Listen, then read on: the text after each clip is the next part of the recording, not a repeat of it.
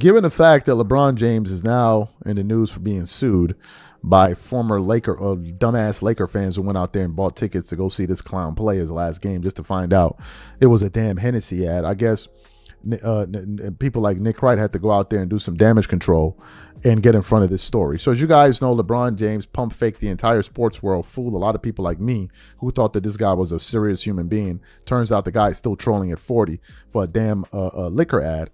So he did all of that. People reacted to it. He making some serious claims about what really went down with Russell Westbrook's trade from the Lakers. According to Cantor, it wasn't just about poor performance on the court. He alleges that LeBron James had a much bigger and more personal role in pushing Westbrook out. Cantor suggests that LeBron was essentially blackmailing the Lakers organization, putting immense pressure on them to trade Westbrook. He claims LeBron told the front office, "If you don't trade Russell Westbrook, I'm not going to play." Now, that's a heavy accusation. It paints a picture of superstar power politics happening behind the scenes, far from what we see on game day. But then some voices in media, like The Athletic, others, Stephen A. Smith and others, Skip Bayless, are calling this dude a buffoon. Like, yo, bro, you a cornball. Like, what's the purpose for all of this? Like, you're too big for this. Why are you doing all of this? So apparently an interview between Dan Le Batard and Nick Wright started to pick up a lot of headway last night. And one of our viewers sent it to me like, hey, man, you got to check this out. You know, Nick Wright is up there twerking it up for LeBron James and trying to make a case for him. So I go over to the interview. It's a pretty long one. And they're there. No, it's a long show, but the interview, I don't know how long it was. But anyway, they get to the part where they're talking about this decision that LeBron, the second decision that he made. We've got Dan Le Batard absolutely unloading on Nick Wright over his takes on LeBron James, and we're also going to tackle the explosive claim that LeBron might have played a role in blackballing Russell Westbrook from the league. It's a lot to unpack, so let's get right into it. First up, let's talk about the clash of the media titans, Dan Le Batard versus Nick Wright.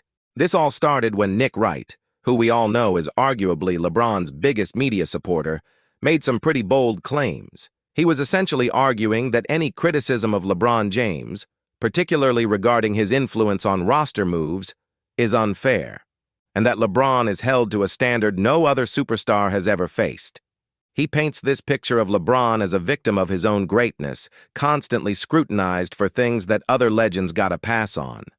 Well, Dan Le Batard wasn't having any of it. On his show, he went on a fiery rant, basically calling out Wright for what he sees as completely biased, sycophantic coverage.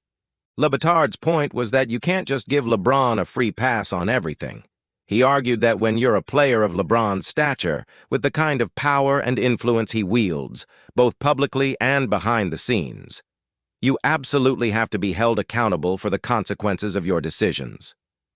Le Batard pointed directly to the Russell Westbrook trade to the Lakers. He reminded everyone that it was widely reported that LeBron and Anthony Davis were the driving forces behind that move.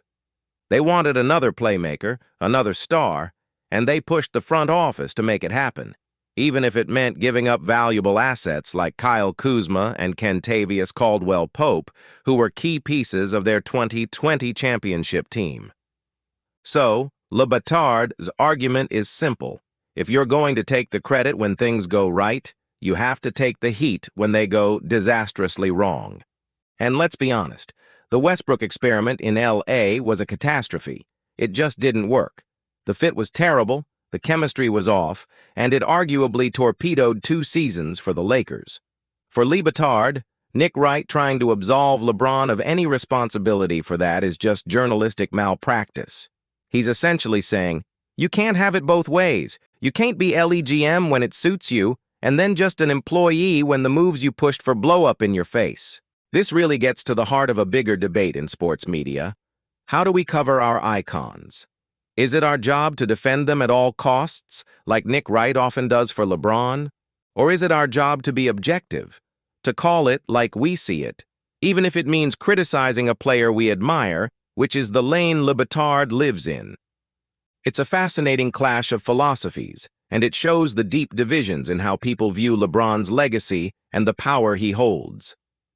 Le Batard feels that true respect for an athlete's greatness includes holding them to the highest standards, and that includes accountability for their influence on team decisions. Now, this brings us to the second, and perhaps even more controversial, part of this story. The idea that LeBron James may have had a hand in blackballing Russell Westbrook. Now, blackballing is a very strong word. It implies a coordinated effort to keep someone out of the league. So, is that what really happened? Let's look at the timeline. After that disastrous stint with the Lakers, Westbrook was traded to the Utah Jazz at the deadline, and he was immediately bought out. He then signed with the Clippers, where, let's be fair, he actually played pretty well. He accepted a new role, brought energy, and was a positive contributor in their playoff series against the Suns. He showed he could still play at a high level when put in the right situation. But here's where things get interesting. After the season, Westbrook became a free agent, and the market for him was quiet. Shockingly quiet for a former MVP who had just proven he could still be a valuable piece on a playoff team. This is where the whispers started. Why weren't more teams interested? Why was he available for the veterans minimum, which is what he eventually re-signed with the Clippers for? The theory, which has been floated by some analysts and a lot of fans, is that the narrative surrounding Westbrook had become so toxic after his time with the Lakers that it scared teams away. And a huge part of that narrative was shaped by the Lakers camp, which, by extension, means LeBron's camp. Think about it. We heard countless reports about Westbrook being a vampire in the locker room, about his poor attitude, his unwillingness to adapt, and his negative impact on team chemistry. These weren't just fan opinions. These were narratives being pushed in the media by sources reportedly close to the Lakers organization. The argument is that in an effort to deflect blame from LeBron and the front office for the failed trade, a campaign was launched to make Westbrook the sole scapegoat. He was painted as the problem, the one guy who ruined everything. And in a league where reputation and locker room chemistry are everything, that kind of label can be a career killer. Did LeBron personally pick up the phone and tell other GMs not to sign Westbrook? Almost certainly not. It doesn't work that way. It's more subtle. It's about controlling the narrative. When the most powerful player in the world and his associated media machine paint a picture of you as being uncoachable and a locker room cancer, that perception sticks. Front offices around the league pay attention to that. They might think, well, if he couldn't make it work with LeBron James, one of the smartest players ever, how's he going to work for us? Is he worth the headache? The risk suddenly seems to outweigh the reward, even for a player as talented as Russ. The narrative poisoned the well.